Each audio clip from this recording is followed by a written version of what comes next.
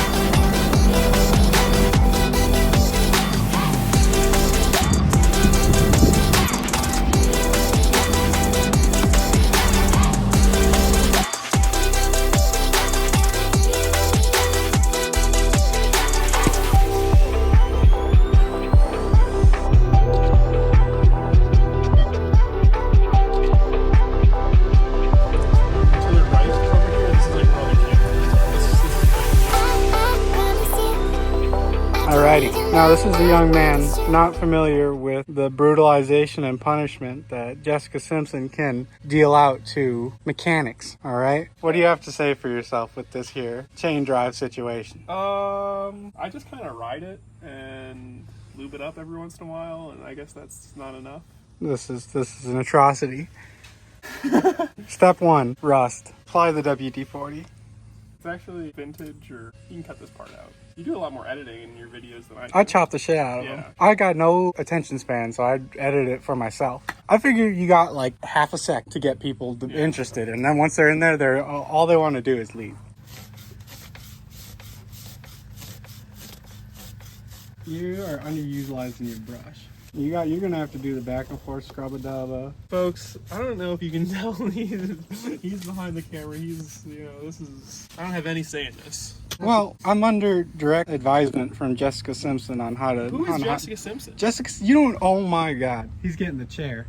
He's getting the chair. Who is that? He doesn't know famous, beautiful actress Jessica Simpson? I don't know anything.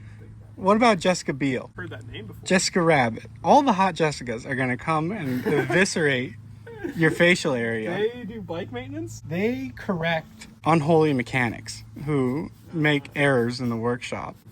Now I'm starting to get it. Now, folks, see, this is why he's paid the big bucks right here. Look at this. Look at this tactic. Good enough for the girls we go with.